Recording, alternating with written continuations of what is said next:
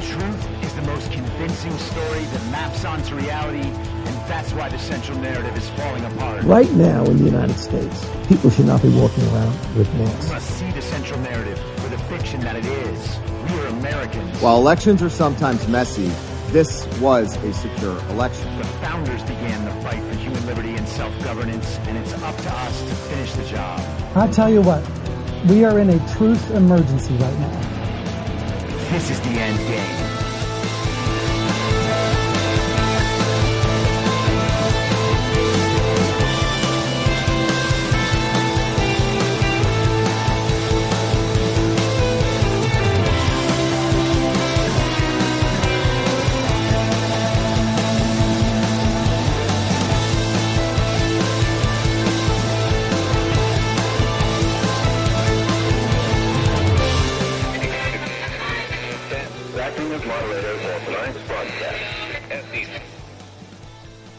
It's Thursday, May 25th, 2023, the 855th day of dystopia. I'm your moderator, Chris Paul. Let's be reasonable. A warm welcome and hello to all of you listening to the podcast on the day of its release. The only way to do that is by becoming a paid subscriber at imyourmoderator.substack.com. You can do so for as little as $50 a year or $5 a month. And in doing so, you will be supporting me, the work I do, and this show as it expands. And if you can't, or you simply don't want to, continue listening to the podcast for free on a wide variety of podcast platforms. And of course, Rumble. All I ask is that you share it with your friends. You can find the links to the podcast, the writing, the social media, and the merch site by visiting linktree.com/I'm your moderator. So last night, Ron announced that he was running for president. Now, I'm not sure if you're familiar with the old political adage. They used to say that a president's first presidential decision was who he chose as his running mate, who he chose to be vice president. I would suggest that maybe the first presidential decision of a campaign would be how to launch that campaign. And we have now been given a lesson in how to do that the worst possible way that anyone could imagine.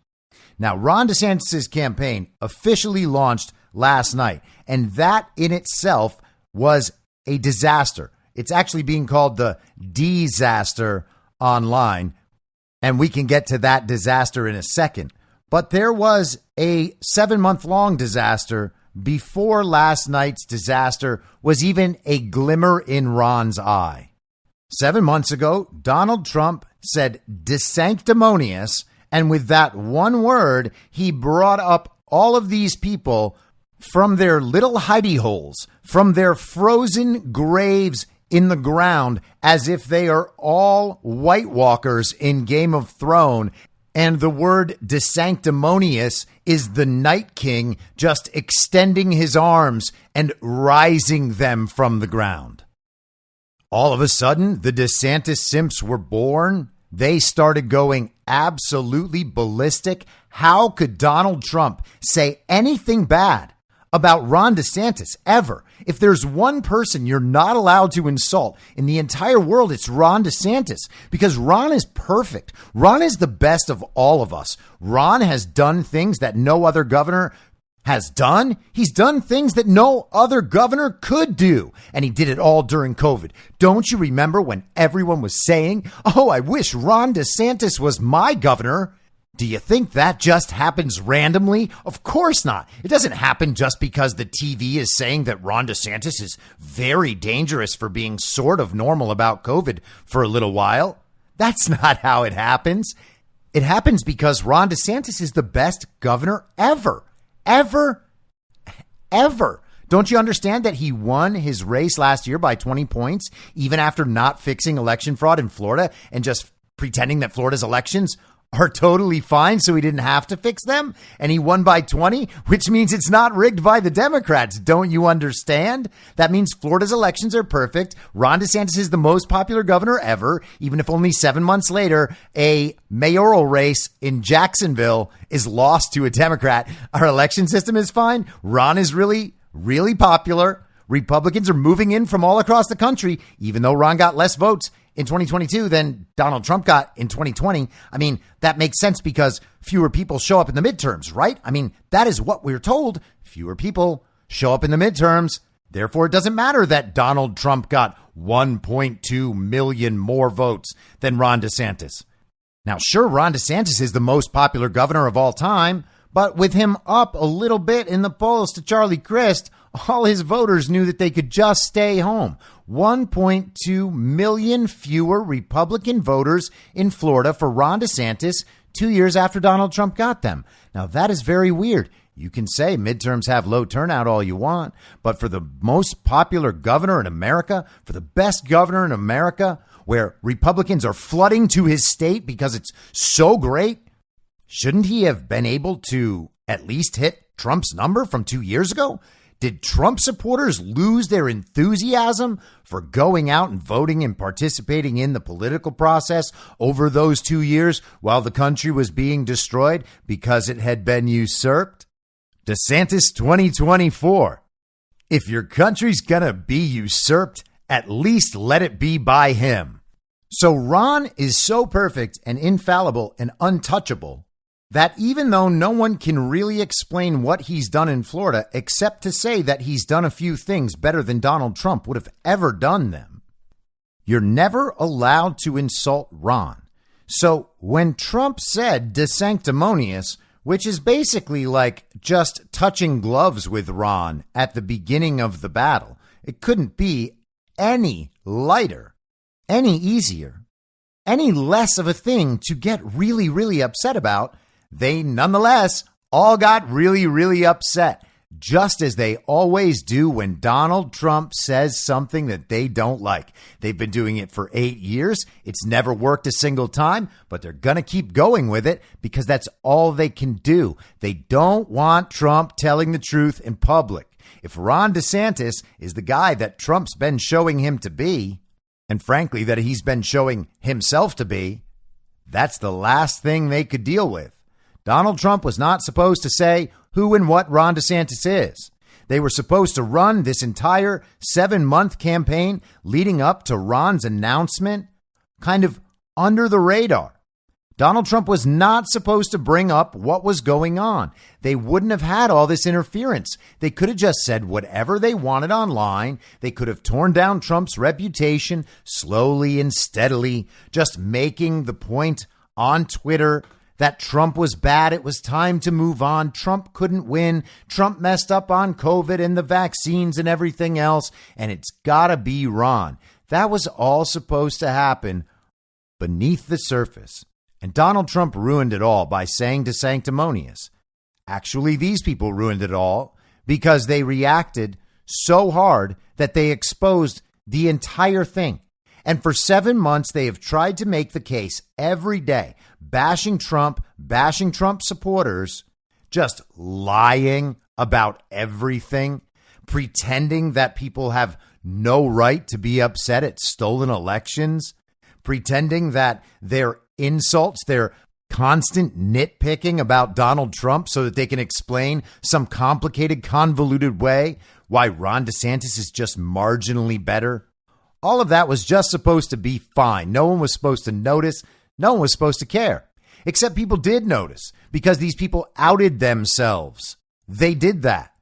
Just desanctimonious, they all outed themselves.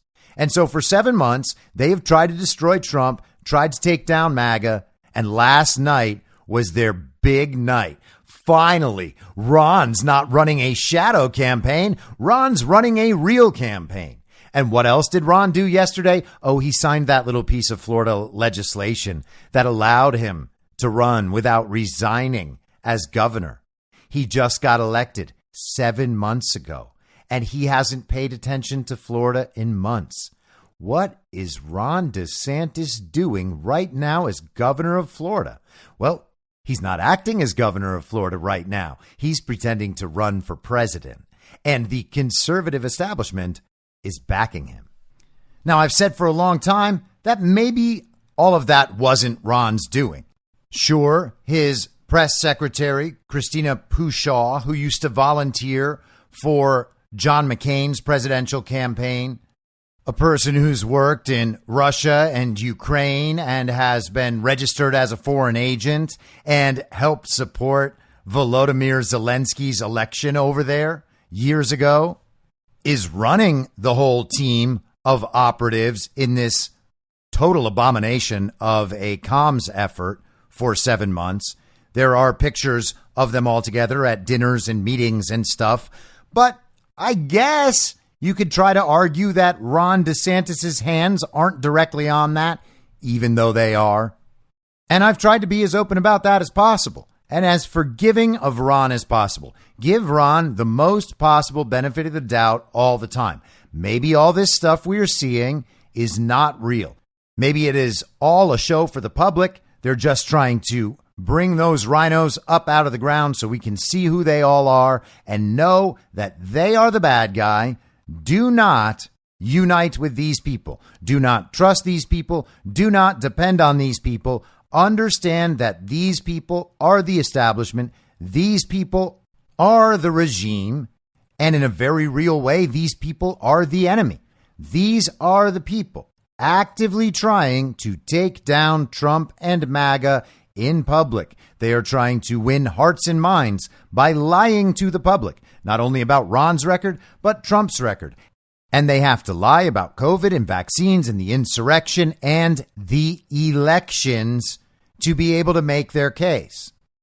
So is there any way that Ron was not involved in his own press secretary's comms op that has lowered his popularity by 75%? Ron is now hovering in the mid-teens against Donald Trump. There are polls coming out showing Trump up by 56 points. It's been over 20, 30, 40 for months now. But now we're starting to see the 50s and the 60s. In any normal political environment, this would be the sort of blowout that would make other people drop out of the campaign immediately. But they're gonna say, well, it's a long time until the primaries. Anything can happen by then. We're talking a whole year from now. Maybe people will find something out about Donald Trump, or maybe Trump will be in prison. Ooh, I hope Trump is in prison. I mean, I'm a very, very conservative Republican who really does respect the rule of law. But also, if Trump is in prison, well, he just can't be the nominee. And then it would be Ron. So I guess this one time we're going to make an exception again, just like we did with covering up the election fraud. And, you know, I usually respect the rule of law, and I am a very serious conservative, but just this one time, just to get rid of Trump, it's all going to be okay. Hey, why are you guys attacking us? We're just saying this one time. We're very real conservatives. We care a lot about the rule of law, but this one time, it's just Trump. If it wasn't Trump, hey, we'd let the rule of law go. We wouldn't even make an exception for this one time, but it is Trump. So we have to. We're very conservative. And yeah, maybe we'll actually get to primaries and maybe people will still be running and maybe they'll still be indicting Trump. But the truth is, Donald Trump could win from prison and the Republican establishment could steal this election no matter what, and would love to do it with Trump in prison because then it's more believable, of course. But they're not going to get MAGA back no matter what. They have guaranteed that now. They have sealed that now because Ron is now involved himself. He came on this Twitter space last night and he said, I'm running for president. Now, the Twitter space itself was a disaster. So Ron's shadow campaign began 7 months ago. Probably with Ron's full knowledge. It's basically impossible to think that Ron didn't know. So Ron started his shadow campaign 7 months ago, waited for Florida to change the law so that he could run without resigning, passed that in a dead news cycle where everyone was focused on the upcoming Twitter space and the fact that Vanity Fair called Elon Musk David Duke. And I guess that was the last part of his shadow campaign, just change the law so he can run without resigning undercover. Let's just make sure no one really knows about that. And then away we go. So the whole shadow campaign, his first presidential decision, was an abomination and a failure. But that was all in the shadows. No one really knows about that unless you're on Twitter and you're really paying attention. And I've talked about this a lot, and I know that some people don't like hearing me talk about this all that much because they like Ron DeSantis and they don't think this stuff matters. Well, I hope you understand now that Ron DeSantis might not be the guy the TV told you he was. And this stuff actually is important because this is how public communications work. These are the arguments that people will be having. And you gotta understand what is going on in the conversation if you want to be effective in the conversations you're having. And it matters now because all of this has come front and center. So Ron's shadow campaign, disaster. How did Twitter go? Well, David Sachs and Elon Musk started up the stream. It was hosted on Elon Musk's profile. Apparently, people started piling into the room. They couldn't get any sound. The sound kept breaking down. All this weird noise from the background. They would say a few words. It would cut in and out. They were supposed to have this big launch. Ron was about to come in. David Sachs gave his very big, very dumb intro. I don't know what the deal is with David Sachs, but he's like one of those tech bro normies who is kind of seen by the general public as like this guy that knows lots of stuff and is really on it. But he just basically has slightly edgy normie takes about everything and supports Ron DeSantis. He spent most of his time last night talking about how popular Ron DeSantis is, how great Ron DeSantis is, and how popular and great Elon Musk is. And that was true for everybody else who joined that space and asked Ron questions. The process was basically, come on, thank Elon Musk for everything he's done with Twitter to make it a free speech platform, man. Elon Musk, you're so great. And then they turn to Ron and they say, hey, Ron, I've just finished kissing Elon Musk's ass. I would like to kiss your ass for a little while. And after I've completed that, if you don't mind, my liege, I would like to ask you a question about something you did that I think was so great. And what I wanted to ask you is, how did you think of doing this great thing? And how did you do it so greatly? And also, if you could sign my chest, that would be spectacular. But that all happened later. We're still at the beginning, where they can't get any sound. And so eventually they take the feed down and 15 or so minutes go by and it comes back up and now it works. It's being hosted on David Sachs's page. So he gets into the whole thing. They finally bring out Ron DeSantis after David Sachs has gone through his spiel about how great Elon is and how great Ron is. And what does Ron do? Ron reads in a monotonous voice a scripted statement that has one little clever quip about Trump. He said, merit must trump identity politics. Ooh, very clever. That's the only time he said Trump's name. Crazy, huh? He talked about how Republicans had developed a culture of losing, and we've played those clips before, where he pretends that our elections are very safe and very secure, and that we should spend our time analyzing the results of the elections, ignoring the fact that they are rigged for and by the regime, the same regime, by the way, that is supporting Ron DeSantis.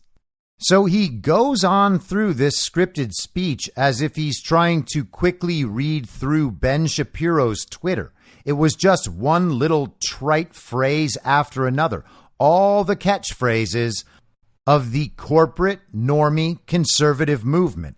All of the things that they talk about all the time, all their clever little takeaways that they have winnowed down over the months. Ooh, these are the perfect catchphrases. This is what we're going to say about each and every one of these issues. It was basically just a list of those. He was reading in a hurried way because he could probably tell it was really boring and really bad and that his delivery was awful. He was just trying to get through it. None of it was impressive. It wasn't directed at the most important issues in the country. It was directed at wokeness. Important enough issue, fine. It's a mid-level importance issue, and it also happens to be the lowest hanging possible fruit. It's something anyone can understand and talk about. You can protect your kids from it simply by protecting your kids and prioritizing it. And it can be absolutely eradicated as soon as Trump gets back. It's not one of our critical issues. The immigration issue, he brought that up. That is more critical. But he's not better on immigration than Donald Trump. Oh, he's going to find a policy difference or two and tell you about how his version is better than Trump's. In fact, his version is more conservative and it would really solve the problem. Except then you run into the fact that everybody trying to put Ron DeSantis in office was already part of the same conservative movement that allowed it to be a problem in the first place, who has presided over that problem for the last 20, 30, 40, 50 years, whatever the problem might be. That's the funny thing about this whole Ron campaign. There's not a single argument he can make against Trump that doesn't also implicate the entire conservative establishment. And the funniest part of that is how they continue to say that Donald Trump hires bad people and surrounds himself with bad people. Because Ron DeSantis has done exactly that. The comms team that he hired, or maybe just his press secretary hired, are absolutely terrible. They're liars. They're frauds. They cannot make good points. They are mean to normal people in MAGA. They're just the scum of the earth. And of course, that's all you could get, because anybody honest is already fighting for Donald Trump. If you are not an election denier, you're out there fighting for Trump. It's real simple. So if you're not fighting for Trump and you're going to sign up to support someone who the same regime who stole the election is supporting, well, then you are the bottom of the barrel. It's pretty automatic and necessarily true that that's the case.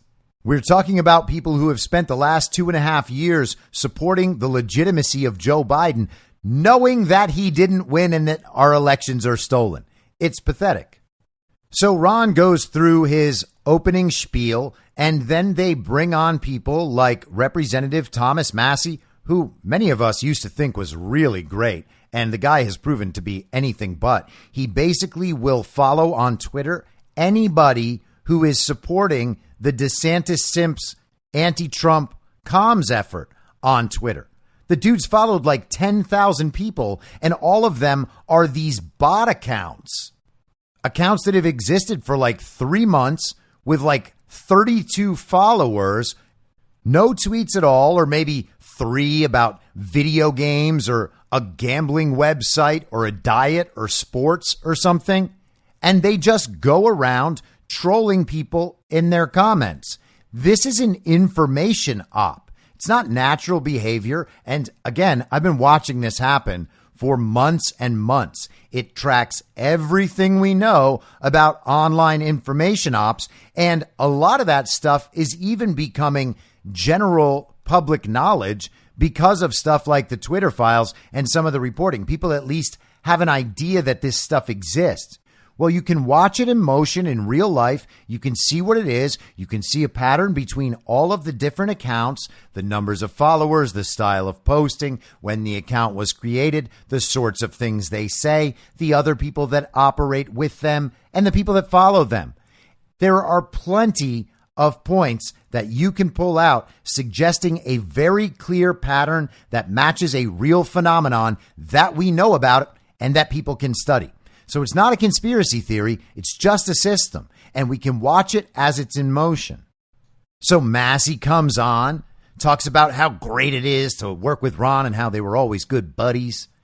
And then he brings up a measure that Congress passed through the House. It's called the REINS Act yesterday. And he said, Governor DeSantis, would you sign this bill if you were in office? And DeSantis says, yeah, of course I would, Tom. You know me, and thank you for asking me exactly the question I asked you to ask me. And thank you for letting me know that you were going to ask me that question so that I could prepare this incredible answer for it. And then David Sachs brings on like Steve Deese, this ridiculous never Trump podcaster who's very popular on YouTube and very rich, just like one of those Steven Crowder Daily Wire types. You know, they don't say anything important and they get paid a whole lot of money for doing so. He tries to be petty and insulting about Donald Trump. No one laughs. The thing lands totally flat. He kisses Elon's ass. He kisses Ron's ass. He asks some dumb question. Nobody cares. Ron gives the same scripted answer because all the questions are prepared in advance. Everyone in the Twitter space is someone who's already committed to supporting Ron online. He brings on Chris Rufo, who's the guy that studies all the wokeness at the colleges, and maybe he does some good work, and that's fine. But it also doesn't matter because he's an election fraud denier. So why do we have to keep pretending that people who are all right at certain things while denying much more important, critical underlying truths are actually on the right side? They're not. It's a front, and look what the front is used for. These people get popularized over the last few years on Fox News. Tucker Carlson participates in all of that, gives all these sorts of people platforms. Just for the record, they focus on one little thing. They ignore the big problems. They ignore the things that would actually threaten the regime. And instead, they go for these lower level issues where the regime can put in its own solution and they will actively promote that solution, thinking that they're on the side of the good guys because they're the ones who called the regime out. Well, hey, Rufo, that ain't how it works. Look who you're supporting now.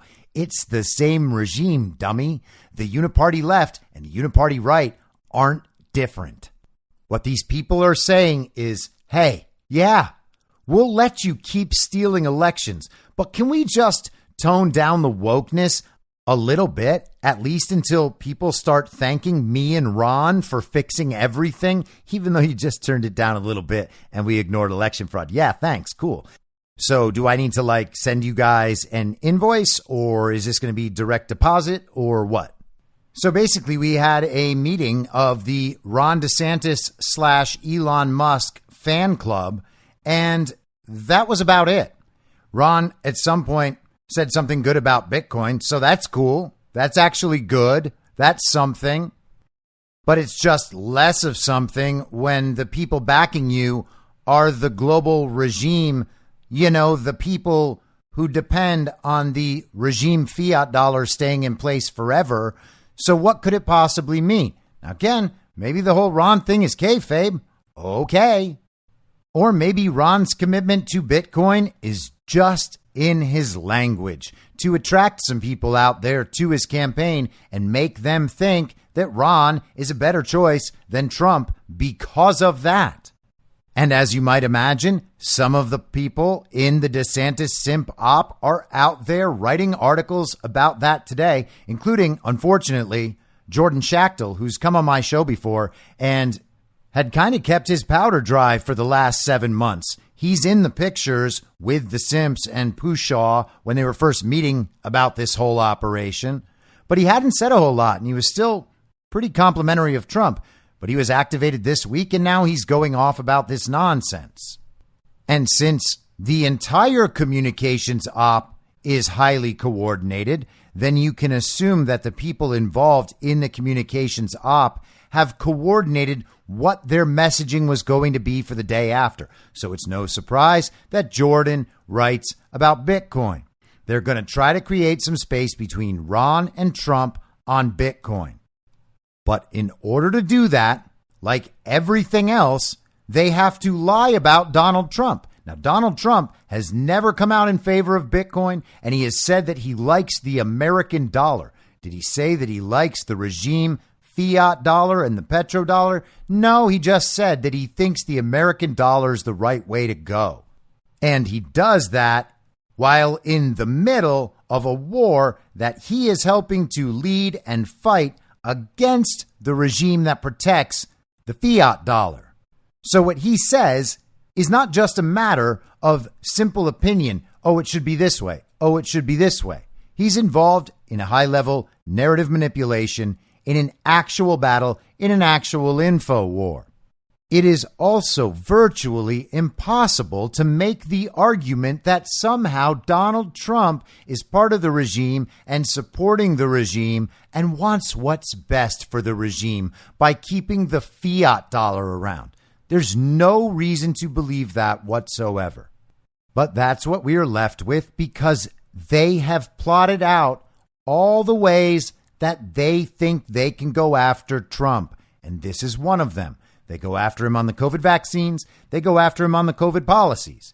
Even though Ron DeSantis was a governor implementing those policies where Donald Trump was a president and could not implement policies in states. And Ron DeSantis was the one putting policies in place to supply vaccines for people. Meanwhile, Donald Trump just said, yeah, I think it's good. And the fact that I put Operation Warp Speed in place and got those vaccines out have saved millions of lives around the world because economies aren't shut down. So another narrative that will fail for them. But one of the only ways they can actually attack Trump, they can't do it honestly. They can't do it effectively. They can't do it rationally. But they think that that's a weak point for Trump. They've probably studied it with focus groups of Republican villagers. And they've figured out, oh, these could be weak points for Trump with Republicans. That's the key. They need to separate Trump from his base, and they think they can go after him on these things. That's why you have COVID and vaccines, something that everybody in Trump's base knows is important, is still mad at, and doesn't like. So if they can turn that anger that still remains and direct it at Donald Trump rather than at the pharma companies or the regime or the Democrats or the Republican establishment, all the people who really did it, well, then they can say that Trump's base is coming our way and the numbers will go up. That's why they're doing these things. That's why they ignore the stolen elections. They have to. All of these attack points on Donald Trump. Oh, he can't win. Ron DeSantis is a winner. Look how much he won by. Well, that argument doesn't work. It's not rational. It's not moral. It's not effective, and it's not convincing because it requires you denying election fraud. So let's go after him on Bitcoin. A lot of Trump supporters, a lot of people in the MAGA base are fans of Bitcoin and want to see Bitcoin take down the fiat dollar. Let's make Ron the Bitcoin guy and talk about how Trump hates Bitcoin. And Trump can't come out and talk about Bitcoin like this. So he's not going to have a chance to assure these people that he's on their side. Now, let's just lie about Trump's relationship with the regime and with the fiat dollar. Let's pretend that he wasn't bringing the Fed back under Treasury. None of this stuff is happening. Let's just pretend everything is just like the villagers know it. And then we can tell them Trump doesn't like Bitcoin. If you like Bitcoin, Ron is your guy. And yeah, he's backed by the entire regime, the entire uniparty right establishment, all of them dependent on the central bankers and the financial system that exists right now, which is why they support everything else they support. But don't worry, they're gonna support Bitcoin this time. The whole thing is just so blatantly dishonest. It is really disappointing that any of it even has to happen. But it does, and I spent most of last year saying, wait till next year, wait till after the midterms. That's going to be rhino hunting season. If you think you've seen your last betrayal, you haven't. So you got to look at everything from two sides. A lot of people were surprised last night that Mark Levin came out swinging for Ron and endorsing Ron and tweeting out Ron's campaign donation site. But why? Who could be more Republican establishment than Mark Levin? We don't have to call him the great one just because Sean Hannity calls him that. These people aren't our friends. You have to understand that if they didn't come out and talk about election fraud, if they participated in supporting Joe Biden's legitimacy for the last 2.5 years, they're not on your team. I've said it 1,000 times. That litmus test has not failed me a single time, and it will always put you ahead of everyone else, understanding who that person is. Now, you can always leave your mind open to the possibility that they are doing that for a reason. They're part of some important information op, whatever. Or maybe through free will, they'll change course. Maybe they'll come around. Maybe they'll get on the right side and they'll work really hard. Keep your mind open. That's just fine. But assuming that someone like Mark Levin in this instance is a good guy and that you can trust him, and you trust him all the way up to this point now, and now you're like, Mark Levin too? Well, you don't have to get blindsided by this stuff. There's no reason to trust anyone who doesn't admit that the elections are stolen and doesn't understand that means Trump must come back. And that's the simple, ultimate truth of all of it. You cannot stand idly by and see your country usurped, your election stolen in broad daylight, and then support someone besides the person the election was stolen from.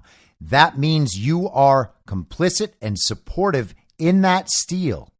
Your emotions about which guy you like and which guy you don't matter at all. It doesn't matter if you can rationalize some way to explain how Ron really is better than Donald Trump and really would be a better president. That doesn't matter at all, because all of that is the rationalization for the morally abhorrent choice underneath it, which is you are okay with your country being usurped. Mark Levin just proudly announced that last night and still pretends to be the most conservative guy in the world. And that's what we're always hearing.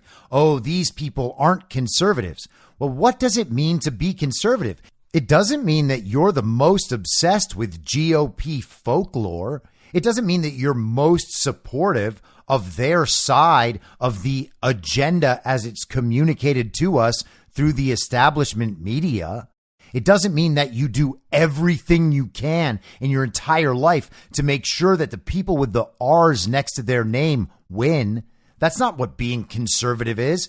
You follow the Constitution and you try to keep society functioning based on its most basic elements, like the family, for instance. And they'll say, well, that's what we're protecting when we're spending all our time attacking wokeness. Well, is it? Then how did it get to this point after decades? How did it get to this point? Were you guys just sleeping through that whole thing? Because the conservatives that you're telling us to support haven't actually successfully conserved anything. In fact, they've given the country away. That Bush family, the Bush family supporting Ron DeSantis? Well, Prescott was involved with the Nazis, and George H.W., well, he was the CIA and may well have been responsible for JFK's assassination. And he may well have been responsible for the takedown of Richard Nixon. And who knows what his role was as Ronald Reagan's vice president. Then his son became president and presided over 9/11, and then told us to shop, told us they hate us for our freedom, told us, if you fool me once, shame on you. You fooled me, and I won't get fooled again. Okay. And then he introduced the Patriot Act. Then he took us to war in Iraq over weapons of mass destruction that didn't exist. And then he took us to war in Afghanistan, where we stayed for 20 years, basically exploiting the opium trade and laundering money meant for the military. And hey, let's not forget that Poppy Bush, H.W., he's who opened the United States to China. He's the guy who enriched the Chinese Communist Party and made it so that our economy would just move on over there and become their economy. But sure, we need to support those guys because they're so good at conserving. And we got exactly the reaction that people might expect. Ben Shapiro was out there very supportive of Ron. Tonight was a perfect encapsulation of the campaign. If you're obsessed with the optics of the Twitter Spaces glitch, then you're probably not going to vote for DeSantis. If you're interested in political substance, DeSantis is likely your candidate. Now, what did the tiny genius from the Daily Wire do there? That is a rhetorical trick. He presented a false dichotomy. If you are obsessed with the optics of the Twitter Spaces glitch, then you're probably not going to vote for DeSantis. See, you're one of those people that's only concerned with things like presentation. You're really focused on the little stuff. Whereas if you are a smart person who's focused on political substance, then Ron is your guy. Now, did anyone ask him questions of political substance that mattered right now, that people haven't been hearing about for a long, long time? No one did that. No one asked him about Ukraine. Why? Because DeSantis is a military industrial complex guy. That's why. And by the way, no one paid attention to the stories a couple of months ago about Ron DeSantis potentially being involved in the torture of prisoners at Guantanamo Bay. It's worth a look if you've never heard of it.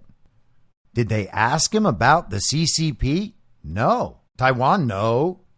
And somehow no one asked him about stolen elections. So there was no real political substance there whatsoever. There were scripted questions. There were scripted answers. All of those questions and answers pertained to issues that they thought they could take an advantage over Trump on just for talking about them. Those are the target issues. None of it was spontaneous. None of it suggested that Ron had to actually think in real time and be honest about his answers. Scripted questions, scripted answers. Ben Shapiro telling us that is political substance. And why is Ben Shapiro focused on the glitch? Why are we talking about optics? Well, it's because the mainstream media, the leftist media, is helping Ron's PR campaign on all of that. Every single story about the Ron announcement focuses on the glitch. Here are some headlines. DeSantis' big moment goes awry with a Twitter meltdown. That's the New York Times. CNN says glitches, echoes, and melting the servers crashed DeSantis' campaign launch on Twitter. Fox News Twitter Spaces crashes repeatedly during DeSantis 2024 announcement. AP, Elon Musk's historic Twitter event with Ron DeSantis struggles with technical glitches. Fox News again. Much hyped presidential announcement, a disaster for Twitter due to tech issues. Now, the good part of all of that is that it's clear to absolutely everyone on the planet that Ron's announcement, this whole launch event, was an absolute disaster from top to bottom. And it's not just the Twitter glitches at all. It was a 0 out of 10 in every aspect. There was not anything good about last night for Ron DeSantis. Is there some chance that maybe he sounded reasonable to some people who are essentially clueless, child-brained villagers imagining themselves as centrists? Yeah, maybe. But to everyone else, he is just saying things that Donald Trump says in a weaker, more insignificant sounding way. Now, usually, all the headlines claiming that your launch event was a disaster would be only bad. But the thing is, it turned out that it was bad in a certain way that can be spun as good. And lo and behold, that's exactly what we've got. David Sachs would say over and over again throughout the entire thing, oh, yeah, it's just you're so popular that it actually crashed Twitter servers. We just melted down Twitter servers by how popular you are and how much people want to see this. Well, that was true the first time. I guess we can trust Elon Musk that that's actually what happened. I guess. On the second time around, Ron didn't draw more than 300,000 people to listen in at any time. Now, there was a parallel Twitter space going on and people were watching it on other places. I am not saying 300,000 was the most people who heard Ron's speech. I am not saying that. I understand that's not true. But 300,000 in the main place is not a big number. We had 40,000 people watching our Trump announcement coverage from Mar-a-Lago, and that wasn't the official channel for that to be watched on. But they all want to go with the glitch story, because the glitch story means that Ron is actually popular. How are you going to convince the nation that Ron is popular while Ron is losing to Trump by 50 points and he has been consistently fading for 7 months? How are you going to convince anyone that Ron is that popular? He can't even pull a Republican over the line in a Jacksonville, Florida mayoral race. Ron is not popular. But how are we going to convince the country he is? How are we going to get people to pay attention to Ron? Well, this Twitter glitch does it. Now we have headlines absolutely everywhere. Ron's announcement is a failure because Ron turned out to be too popular and it's Elon Musk's fault. That's what people are taking away because that's what they're being told. Elon Musk was the least bad performer last night and it was his platform that didn't work. Now, instead of everybody talking about how boring and dumb and monotonous Ron DeSantis's scripted performance was, everybody's talking about the glitch. And so one of those Twitter spaces that was also hosting the audio from the Ron announcement, the one hosted always by that Mario Nawful guy, that ended up with a huge audience and the conversations kept going. The DeSantis simps kept piling into the conversations and getting absolutely obliterated in public. It was so bad and honestly kind of sad. But again, these people don't have arguments. They talk about this stuff in their little circles and they have people who support them. They really believe that all of these arguments are very effective, very true, that once the people hear them, they're all going to be convinced. It's just not the case. And they embarrass themselves over and over and over again.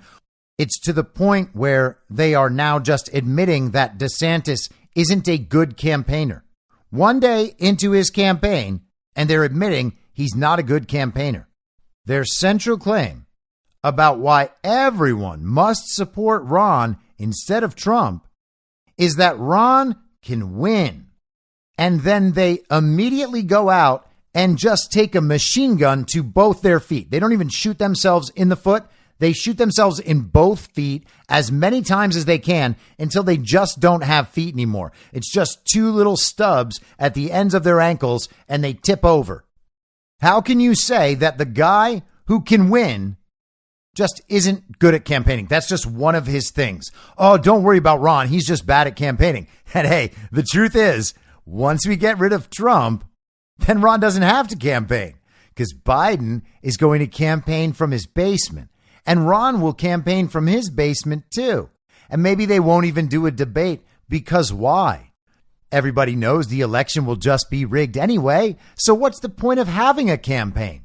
So Ron supporters, maybe they can just go out and admit that Ron is bad at campaigning, but also still the only person who can win in an election that they know is rigged. Gosh, what great Americans these people are. And so the entire corporate, fake, conservative media establishment has come out to defend Ron DeSantis and say that was the best announcement ever. And one of the most pathetic conservative rags at this point, just absolutely always carrying water for the regime in their anti-Trump stance, is the National Review. And they're providing some of the interference on the Ron narrative. But each and every defense kind of encompasses the fact that it was such a dramatic loss and such a huge disaster. You cannot already be down 30 or 40 or 50 points in a primary and then face plant on your announcement event. Ron followed that and went on Fox News and talked about how he melted down Twitter's servers because he was so popular. His numbers are just going to keep dropping. It's so bad. The entire project is such an embarrassment. I'm amazed that the DeSantis simps online, the supporters who were rounded up by his press secretary, the foreign agent, how did they even get online this morning? I don't know how they found the strength.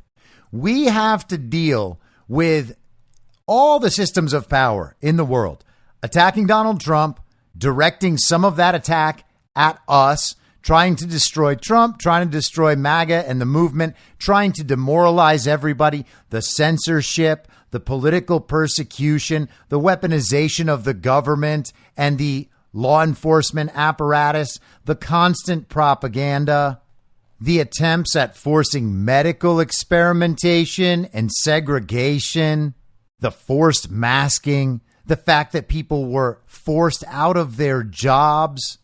We and Trump are forced to face those indignities constantly for the last 3 years. And Trump, more than anyone, he is the actual target of all these ridiculous legal efforts and the vast majority of the attacks. That dude gets indicted and we go out and laugh at the regime communists thinking that they've finally got him, us knowing that they don't, because he's done nothing and he's just going to have more of the people supporting him on his side. Ron doesn't have that. That was a disaster. How do these guys get out of bed and go online and write these articles about how Ron is the guy? Oh, we're really going to create some separation between Trump and Ron. Sure you are, guys. Sure you are. But people are doing it, especially people in the corporate, sold out, hack conservative media. Think about these outlets like National Review and Commentary and The Blaze and The Daily Wire and Fox News, and I'm probably forgetting some of them. But think about these outlets all going all in for Ron, especially after yesterday, because that's when the whole thing starts. If you've got all of these people on your side, well, you got to wait for the game to start, and once the game starts, everybody goes at that time. Now, the game started, as I said before, too early for Ron. It cannot possibly have been their plan to have waged a terrible 7-month-long shadow campaign before his actual campaign begins. There is no way that they planned that, again, unless this is some kind of ingenious red team operation to make Trump look good. That is the only other possibility, by the way. If this is not a red team operation to make Trump look good, then all of these people are the most incompetent people to ever exist. And that would have to include Ron, because his press secretary put this thing together and runs it. And they have destroyed his entire reputation and maybe his political career forever. If Ron is who he seems to be right now, and this isn't kayfabe or some red team op, Ron's career is over. People have to understand that. He lost MAGA. Donald Trump, when he was in office, had a 90+% approval rating in the Republican Party. His approval rating is still over 80% in the Republican Party. Who do they think Ron is going to have left after this? This isn't a Ron is great and the man for the times campaign. This is Donald Trump is very bad, and we need the guy who is just like Donald Trump, but a little better in order to fix it.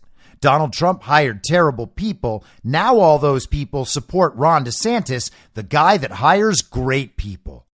What? The entire thing only makes sense in a state of total inversion within the false reality. But all of these media outlets, all these big corporate-backed, well-funded media outlets are all in for Ron now. And surprise, surprise, they're the same never Trump outlets who were never Trump before. But I know, the Daily Wire, Ben Shapiro says, I'm sometimes Trump.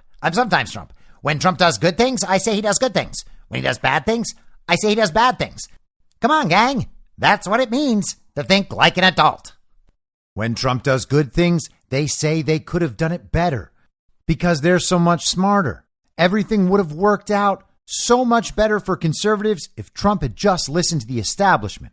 And when Trump upsets them, well, Trump is a bad guy, and we just can't let him get away with saying mean things about celebrities. So we're going to have to step in and tell him, oh, he's so immature. What a big jerk he is. And somehow Trump ends up always being wrong, no matter what. They just filter everything through a lens that shows them exactly how Trump is wrong. If he does something really great, they would have done it better. If he does something they don't like, he's the worst person in the world. Either way, he's the bad guy. But you can't accuse them of being never Trump because they say that he's done good things. They're just not good enough. So he's always wrong. Trump is always wrong. But what about these conservative outlets? What have they been right about? What has National Review or Commentary? The Blaze is not as bad as these others, but it's still pretty bad. The Daily Wire, Fox News. What have they been right about? All of them communicated the totality of the COVID narrative, and they expressed a little doubt here and there. But they didn't say no one should be wearing masks because masks didn't work. They said, oh, I don't know if it's a good idea to put kids in masks. They didn't say the vaccines were totally unnecessary because the disease wasn't deadly. They told people to get vaccines because they trusted the science. They looked at the data. They trusted the experts. They knew. They didn't say the election was stolen. They told people how it could be possible and how important it was that we respect the outcome of our elections.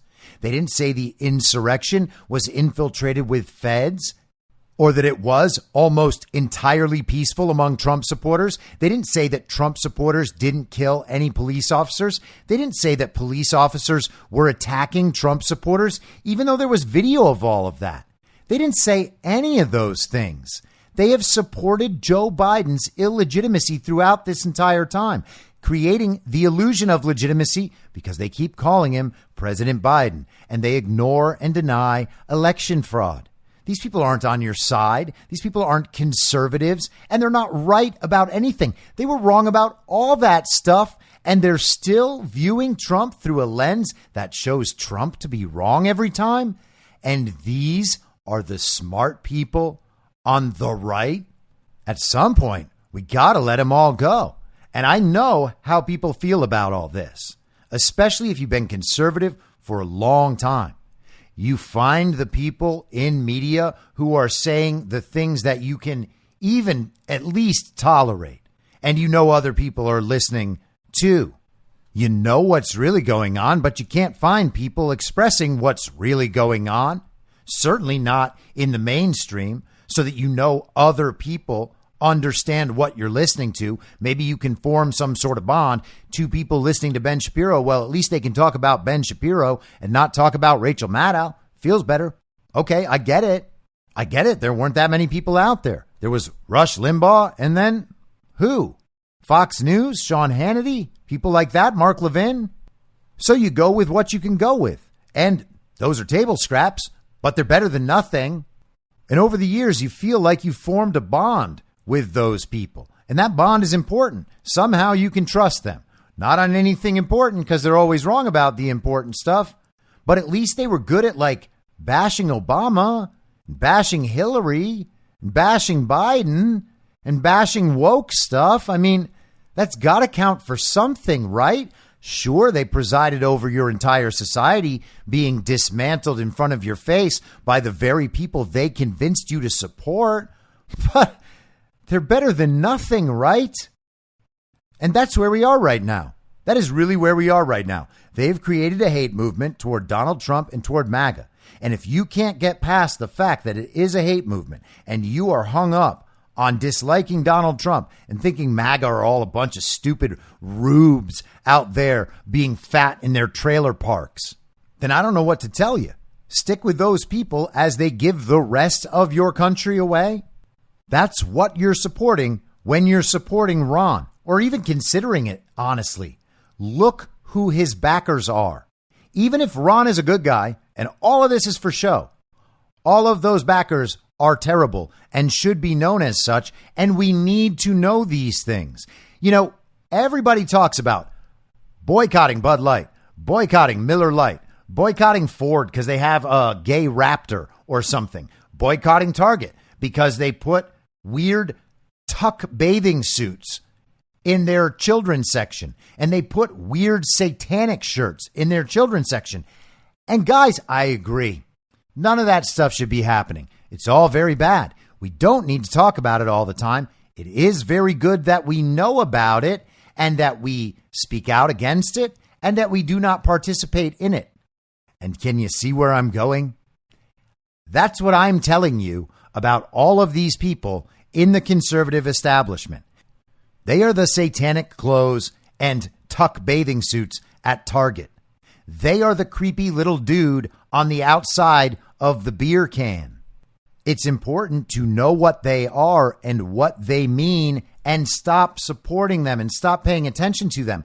And for God's sake, please stop pretending that they're your friends and that somehow you owe them your loyalty. You don't. They are making enormous profits and enormous livings off lying to everybody about everything important. The Daily Wire guys make $1 million a week. We found that out a couple of months ago with the whole Steven Crowder thing. What does it mean for someone to make $1 million a week while promoting the vaccine, telling you that his wife is a doctor and that's how you know you can trust it, while you're trying to keep your job and resist that shot at the same time? Is that guy on your side? How can that guy be on anyone's side? These people all believe and say that they are leading an audience. I would like to think, hopefully, that I'm in a conversation with mine, and I extend that conversation to social media, where I spend most of my time listening to what strangers in the general public say about how they perceive the world. Because I'm trying to understand the perspectives of people throughout the country. If people think of me as a leader and follow what I do, that's up to them. I'm not trying to lead anybody. I'm trying to present a different viewpoint and hopefully open up people's minds to create the pace of this awakening so that we can hopefully save this country in as short a time with as little suffering as possible. I don't care about leading, but think about where you would be led having listened to me versus having listened to the people on the Daily Wire. You would be injected with a vaccine right now, having listened to the Daily Wire. You may have supported Nazis in Ukraine. You may be covering up election fraud and doing so happily because ignoring the fact that our country has been usurped allows you to continue participating in the false reality where everything is normal and fun like it always was. And now I'm not telling anyone not to have any fun in their lives and not to engage with people they care about, do some things that they like, even if those things come with a little bit of guilt. I'm just saying these people are always wrong about everything. They are paid to be wrong about everything, and following them would lead the country to absolute, unequivocal doom. And all of them just went in for Ron DeSantis. Ron DeSantis has courted their support and supports their interests. This isn't a complicated decision. Ron's campaign is over before it began. And last night was a nail in the coffin. That was supposed to be a launch event. And Trump appropriately captured it on Instagram. He posted on Instagram, literally bigger news than Ron launching on Twitter. And the post was a meme of a rocket falling over with funny music behind it. And it was totally appropriate because Ron's mission failed to launch. People have destroyed Ron DeSantis's career simply by supporting him as hard as they can. What does that tell you? What does that tell you about reality versus the false reality? What kind of total inversion must these people be in to believe that supporting Ron DeSantis as hard as they possibly can in the smartest ways they know how ends up actually sinking Ron DeSantis's campaign and probably his political career for the rest of his life?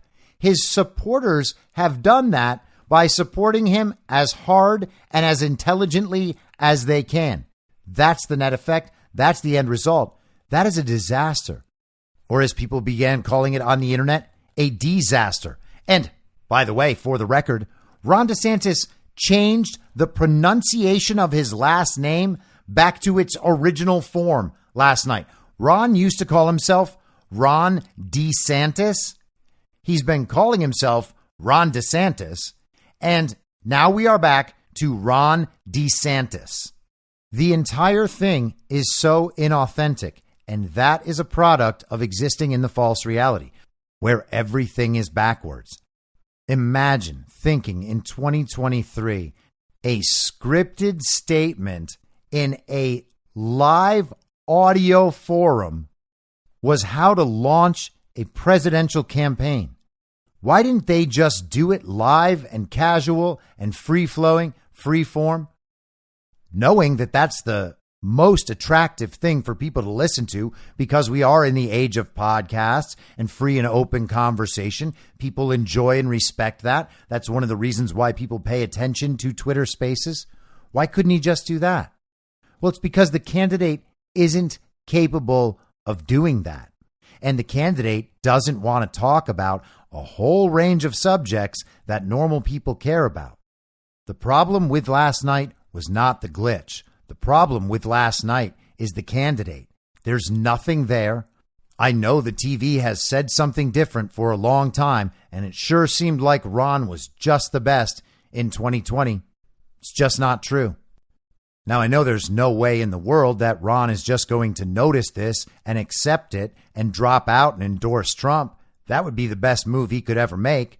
People would actually think he's a hero at that point, but he's not a hero and he's not going to do it. But this thing's dead in the water. It should be mocked and it should be ridiculed. And every element of Ron's campaign that reflects the agenda of the regime should be called out. And people should be absolutely unrelenting when it comes to the nonsense and the lies and the illogic that this campaign is founded on. But what do we get instead? Pleas for unity. Everybody has to be united. We're being told that it's rude to go after Ron DeSantis and say bad things about him and his campaign or the people supporting him, even though we've had that flying directly in our faces for 7 months. And even though Donald Trump and all his supporters have been done grave injustices by this country, we're supposed to forget all that and play nice with Ron DeSantis so that we don't divide the party while the other half of the party attacks all of us relentlessly all the time. We're just supposed to sit here and take it because we can't be mean or rude to the special good people. And that really is what they believe. If you think I'm making it up, go check out that Twitter space last night hosted by Mario Nawfal and all of those people. You can hear the recording. You can hear their arguments in the best form they can make them in, but they can't stand up to any scrutiny, and there's no moral force behind it. And all of the supporters there are doing it for their self-image because that's what the party of false decorum is all about. They are fine to make liberals angry, talking about woke stuff and supporting Ron DeSantis. But they can't support Trump and they can't support MAGA because they'll get in trouble. Or maybe they just don't agree that America should come first or that we should have free and fair elections and that it's not okay to steal elections in broad daylight and watch the establishment cover it up. But we have to be polite to them. They can be terrible to us because everybody knows we're terrible and we deserve it. But we have to be nice to them because they're our betters, just like the Democrats were in 2016. Oh, and this same Republican establishment was up until Trump won the nomination. But wait, they were that way even after Trump won the nomination. And even once Trump was president. Remember John McCain? He handed off the Steele dossier to the FBI. The Republican establishment has gone at Donald Trump just as much as the Democrats have. And that makes total sense because it's uniparty right and uniparty left. And we are being told that we can't be rude to the uniparty left, even though they stood silently by and supported the illusion of legitimacy for Joe Biden, allowing the presidency of the United States of America to be stolen and usurped. That's the uniparty right. These are the conservatives that we're told we must be polite to, while they run a shadow campaign for 7 months, strictly anti-Trump, strictly anti-MAGA, and now we enter the real campaign in hopes that they can keep this zombie campaign alive for a year so that we can get into the primaries so they can steal them. That's what this is about. So if you're disappointed about some of these media figures, if you're disappointed about some of these Republicans that you've liked for a long time, well, sorry, I know it sucks, but it really is time to let go. You can see who these people are now. It's not good. I'll be back tomorrow at the same reasonable time on the same reasonable podcast network. I don't have a network. Masks and lockdowns don't work. They lied to you about a pandemic, and Joe Biden will never be president. In my mind, that's the end game. If you're listening to this episode for free, you can support me and support the show and the work I do by signing up for a paid subscription at imyourmoderator.substack.com. You can do so for as low as $50 a year or $5 a month. Comes out to under a quarter per episode, and you'll blast right through the paywall for all of the writing. The merch store is www.cancelcouture.com, and you can find everything else by heading to Linktree, linktree.com/I'm your moderator. And I'll see you soon out on the range.